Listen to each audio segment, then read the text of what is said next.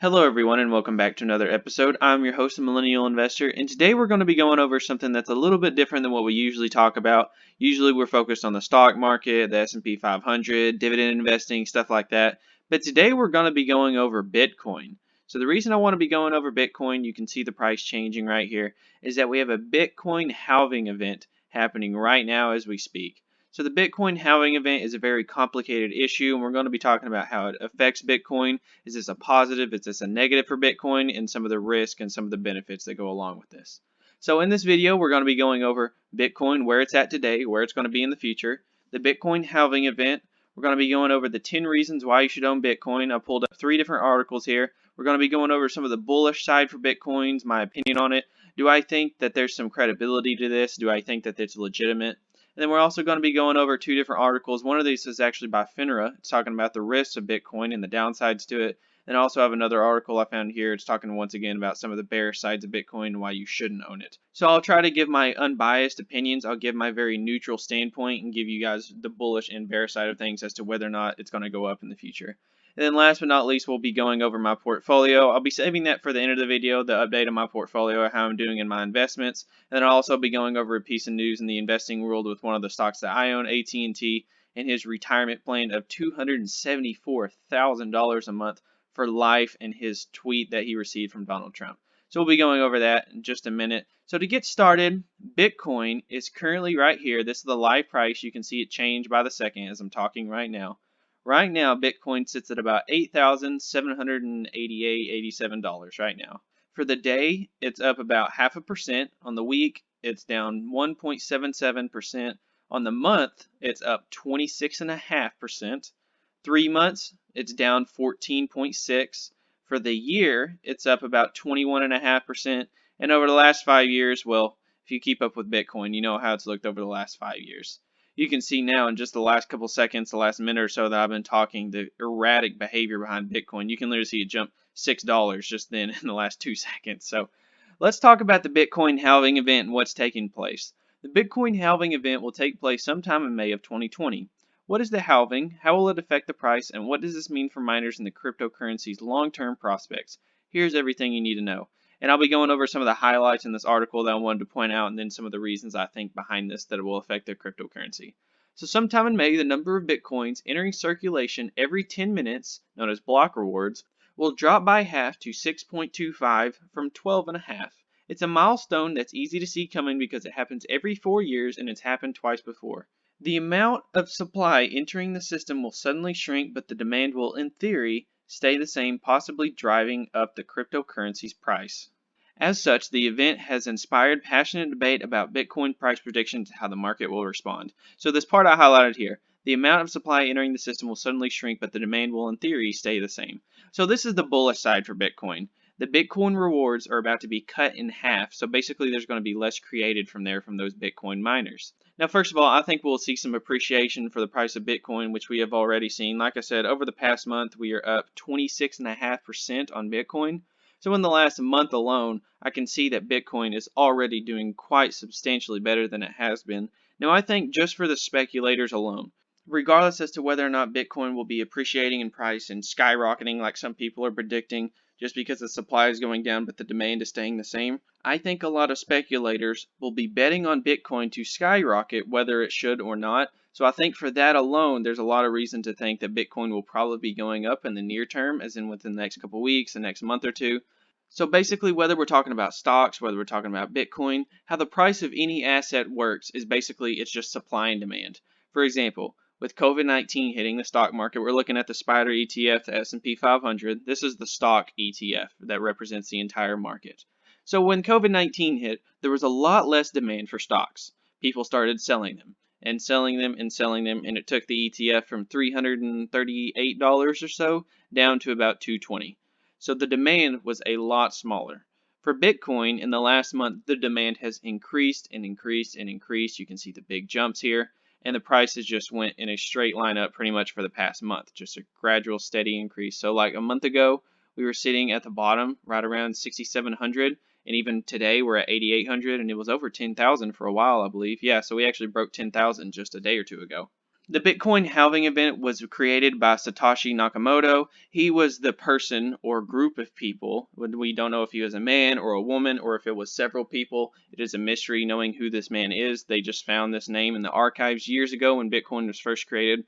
But this person or people who created Bitcoin scheduled this for an unknown reason. There's a lot of unknowns about Bitcoin as to how and why it was created and the reasons behind it and why this or these people created it. But they did create this schedule to halve Bitcoin every 4 years, and that will decrease the supply that is available to the people that own it. So in that, let's start going over the bullish sides. I'm going to go through this article first. It's the top 10 reasons why you should own Bitcoin. We're going to go over the bullish side of it first. I'm going to go through these one by one and give my opinions on it. So the first reason is Bitcoins are independent of any central authority. I absolutely think this is one of the benefits, one of the bullish sides to Bitcoin, regardless of what country you live in. Doesn't matter if you live in America, doesn't matter if you live in Canada. I know that most of the people that watch my videos are primarily from America, but I do have other viewers from like Europe and stuff like that.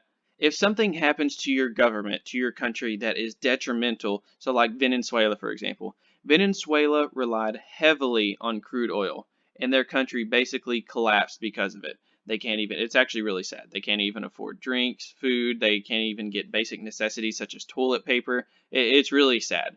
But the thing is, if you were to have your money in Bitcoin, and you were from, for example, Venezuela, who had that horrible event happen to them, you would still have a large amount of your wealth preserved because you would have been in Bitcoin. If you would have owned Venezuela's equivalent of a dollar or its currency, it would be utterly worthless and you would have virtually no assets and no net worth whatsoever. So owning Bitcoin is a very appealing sense in that if the government that you live in ever were to shut down or have some major problems with its currency, I know one of the biggest worries right now with the Fed printing money and quantitative easing and things like that is hyperinflation. It is definitely a risk if the dollar were to lose a significant portion of its value in the next couple of years. Bitcoin would be able to thrive during that. So the number two reason, lower fees than any other traditional online payments. This is true, Bitcoin comes with almost no fees. And this is another bullish case for Bitcoin, just talking about another reason why people would use it compared to other traditional payment systems. I won't dive deep into this, but basically it has a lot lower fees than a lot of traditional payment methods. This is one I wanted to touch on. It's the largest cryptocurrency out there.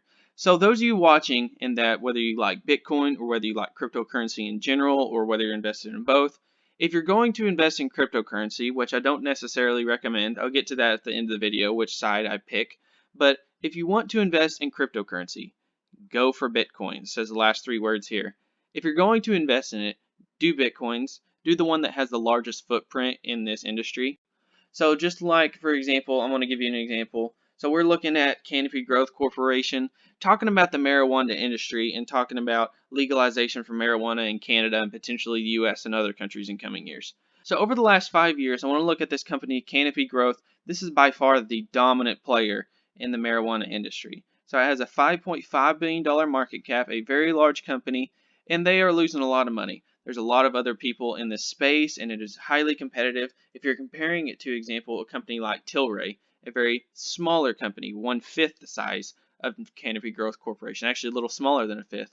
You can see over the last 5 years when they first went public, they had a big skyrocket up for hype, and much like Bitcoin, and then it had reality set in. As you can see here, it shot up to actually, I remember watching it live that day, it shot up to $300 to the penny, actually on the dot, and it closed at $214. And today, we're sitting at $8 a share. It's up 4 pennies today. So the reason is Tilray doesn't have the competitive space that a Canopy Growth Corporation does. For example, Canopy Growth has millions and millions of dollars worth of buying power. They have tons of more space to grow their products, and they're overall the more dominant, more reliable brand. So if you were to invest in this industry, regardless of its risk and its benefits that come along with it, you want to invest in the big dog. You want to invest in the number one player. So in the same way that you would do that with Canopy Growth Corporation, that's also what you want to do with Bitcoin. In cryptocurrencies, the huge amount of risk, but the huge amount of return on investment potential that it has, you want to invest in the big dog. You want to invest in the Bitcoin. Don't mess with your Ethereums. Don't mess with your Litecoins, all of these other no-name cryptocurrencies that no one's ever heard of. If you're going to invest in it, invest in Bitcoin. So this right here, number 5, high volatility in the equities market can positively affect the price of Bitcoin. I don't necessarily agree with this one. So as you can see here, let's look over the last month or so for Bitcoin. Or actually, let's look at the last 3 months. It was in February, it was in March when the stock market began to drop. So let's look over the last 3 months for the S&P 500. As you can see, it's down 13.31%. And for the last 3 months, it's almost exactly that of Bitcoin. So if you would have bought the S&P 500 3 months ago, and you would have bought a Bitcoin, you would have virtually the same return, give or take roughly a fraction of a percent because it changed by the second. So you'd basically have the exact same return investing in the stock market, investing in assets, investing in companies, buying companies. Now, the one thing I wanted to point out here is that talking about where it said high volatility in the equities market can positively affect the price of Bitcoin. Now, it is possible things like the doom loop and the equities market, the bond market falling apart, and tons of businesses not being able to pay back loans and defaults and things like that, it can very much positively affect Bitcoin, but it's not necessarily the truth. This is more, once again, a speculation. There's no research that has proven this, that it is positively going to affect it. And let's look at proof here. Right over the last 3 months when we had a huge crash in the equities market when it started at the end of February and up through March. If you look through Bitcoin here, it was a slow, steady decrease about the same time. And then through March, it literally got cut in half in a day. So Bitcoin was sitting just below 8,000 on March 11th, and then on March 12th went straight down to 4,800. So literally 3,100 and something dollars in a day. So to lose $3,000 per Bitcoin in a day, it is just as unpredictable as the equities market. I say all the time on my channel, do not try to predict the market. Do not try to guess where it's going to go tomorrow. I don't think anybody could have guessed that the market would be doing as well as it has been over the last couple of months. So with Bitcoin, I wouldn't even count this as a reason. I would pretty much eliminate number 5. It's not a legitimate reason, and I wanted to point that out. This is one of the benefits I do see with Bitcoin. This is actually one of my most bullish things I would have to say. In general, people with Bitcoin believe that governments are going to take it over. They're going to make it their primary currency. Companies are going to use it more and more, your large tech companies. And I will say this is one of the things I really do like about Bitcoin, and I do see with its future. More and more companies are creating tools for the Bitcoin ecosystem.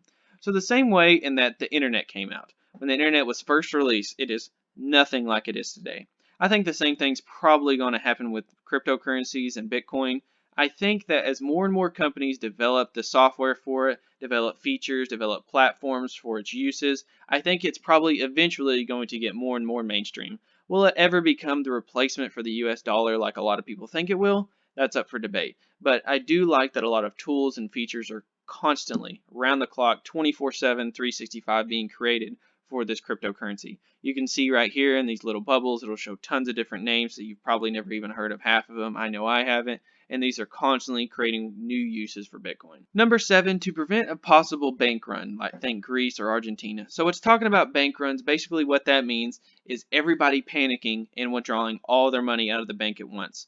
Now the one thing that I don't like about this invalid argument is that in the sense that if people always want to withdraw money from their banks, it will always be credited and it will always be backed by the US government. Pretty much no matter how much you withdraw, the government can always print an unlimited amount of money. If there's any time we've been able to see that, it's now where the Fed is literally creating trillions of dollars out of thin air. So the same way as if you take your money out of your account, that it will always be backed by the FDIC, all of your deposits are insured, and the way that Bitcoin, your deposits or your purchases of Bitcoin, they are not insured. If Bitcoin was to go to zero, not saying that it will, but if Bitcoin was to skyrocket and then over the next couple of years, it goes down to zero, you will have $0. If I go to my bank, let's say I have a deposit with Wells Fargo.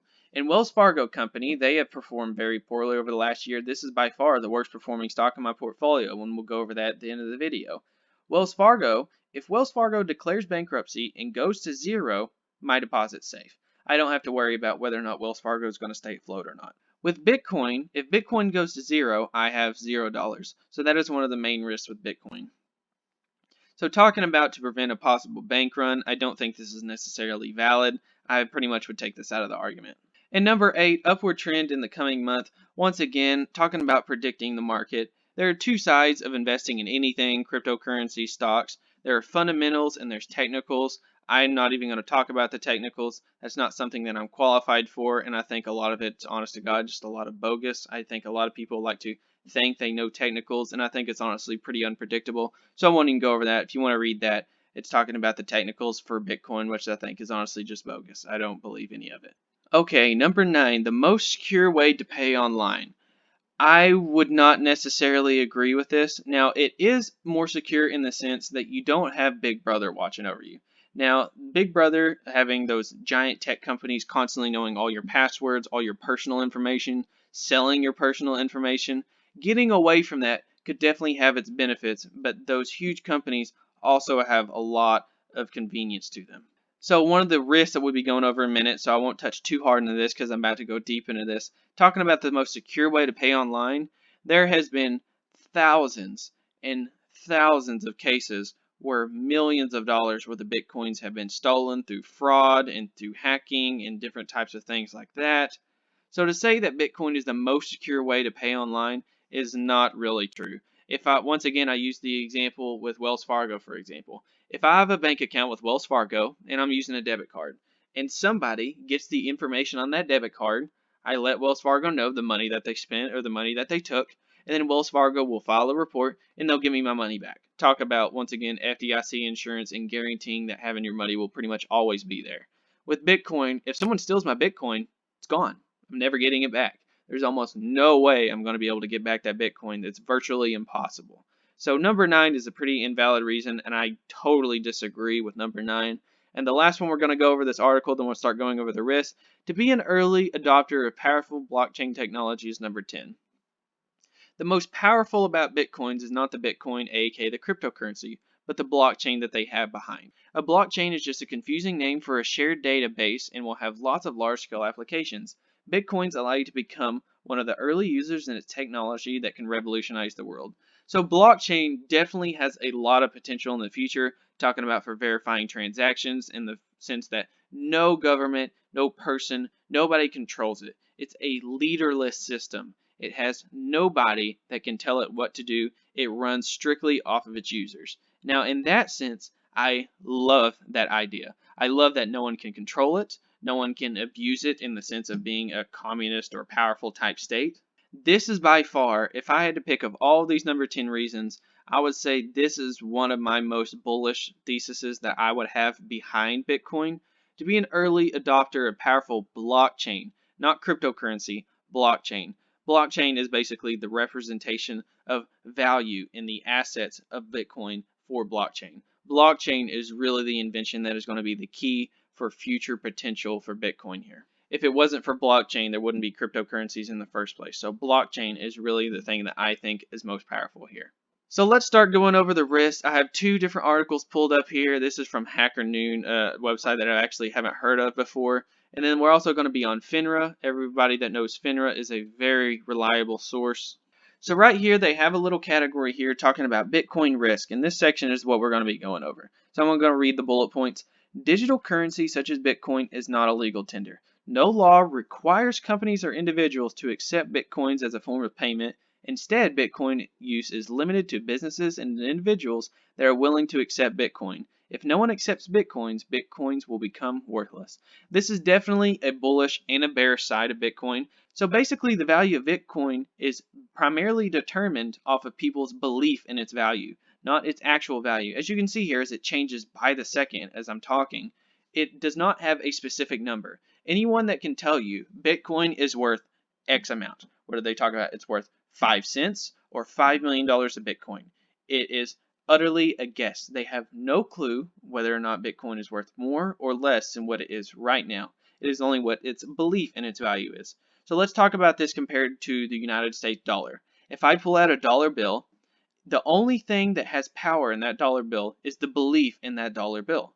If that dollar bill was to use for a physical sense, where it has actual physical value, what is it really? It's a piece of paper. It has no physical value. There's hardly anything I do. Honestly, the best thing that you could do is probably for firewood. You could probably burn it to stay warm if you're out in the woods. There's nothing that you could use a dollar for pretty much at all, except maybe to write on or to burn, or really hardly anything that's useful that you could use a dollar for. The same thing goes with Bitcoin.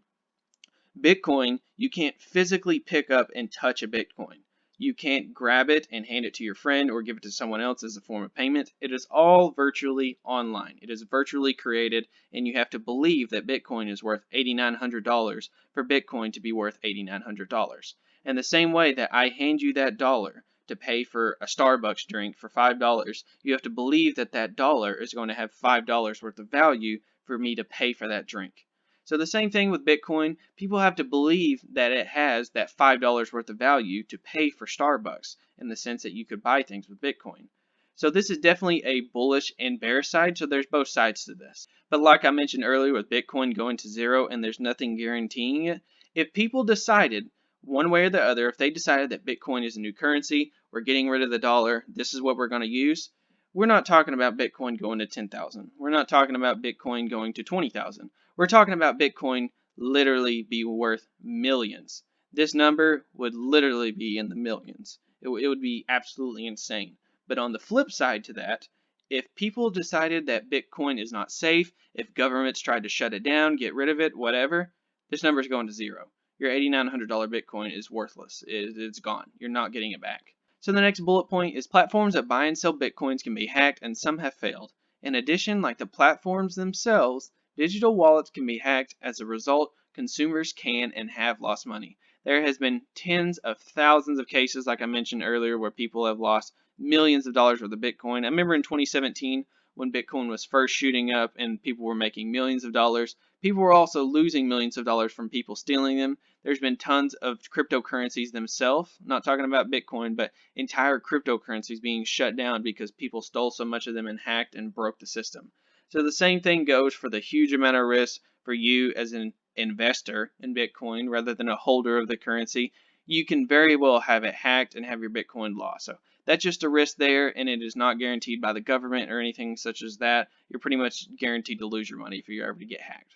So pretty much these 2 bullet points right here, you can just read them. This is pretty much what I just said before I even read these 2. Bitcoin transactions can be subject to fraud and theft. For example, a fraudster could pose as a Bitcoin exchange, Bitcoin intermediary, or trader in an effort to lure you to send money which is then stolen. Like I said, the risks that go along with fraudsters, hackers, things like that. Unlike U.S. banks and credit unions that provide certain guarantees of safety to depositors, there are no such safeguards provided to digital wallets. The same thing when I talked about with Wells Fargo, losing your money. It's always guaranteed and it's always insured by governments. Bitcoin payments are irreversible. Once you complete a transaction, it cannot be reversed, so purchases can be refunded, but that depends solely on the willingness of the establishment to do so. This is one bear side that I don't really see as being very valid. So talking about the 10 reasons that we were talking about. So as you can see here, what was it, number 6, more and more companies creating tools for the Bitcoin ecosystem. Talking about transactions being irreversible, I don't really think that's something you need to be worried about, and that's not really a major thing as to whether or not you should be buying Bitcoin, so just kind of ignore that one. I think that argument's kind of invalid.